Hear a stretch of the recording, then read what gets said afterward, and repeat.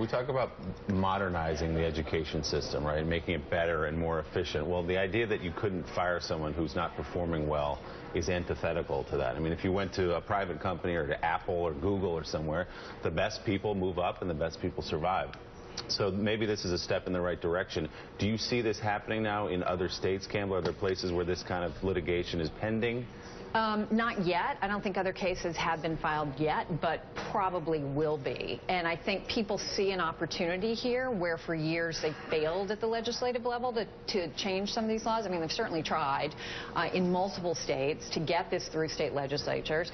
And what's interesting is that there's been this long time political alliance, obviously, between the teachers union and the Democratic Party that changed at the national level. And when this decision was announced yesterday, Arne Duncan called it a mandate for change. I mean, it was endorsed by George Miller, House Democrat. I mean, Obama's been a huge charter supporter, but at state in state legislatures at the state level, the union's still really powerful.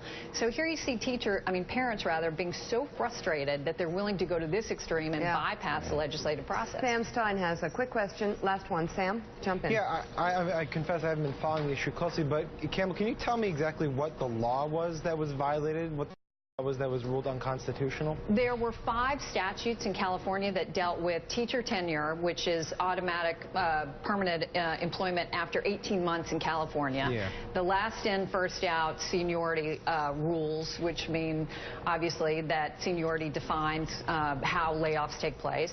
And then dismissal protections that are similar to the ones we have on the books here in New York that give teachers multiple appeals that go way beyond due process. Why were they ruled unconstitutional? What law did they violate? Well, the way it works in California is that the defense in this case had to prove that there was a reason for these laws to be on the books. So the burden was actually on the defense here, and the judge decided that these laws have and this is a really important point to make because this is at the heart of what it was really about. The judge said that they have a disproportionate effect on minority kids, on the poorest and most disadvantaged kids, because they end up with the newest teachers who tend to be the least effective. Sam, the judge basically said that poor children in many school districts in California weren't getting equal access to quality education. But the ripple effect, the potential ripple effect of this, isn't it that part of this was funded by a very wealthy Silicon Valley executive, the lawsuit in California? So what's the potential for this becoming a national movement? Well, I mean, at the heart of it is parents. You know, yes, that's where the funding came from, but it was 9 families who had to go through this. And think about the courage that it took. They had to go before a judge. They had to be very public in explaining what was going on in their classroom, naming their teacher, what was happening, why they thought they were getting a bad education. And then many of these students were still in that school, still dealing with those teachers when all of this was going on.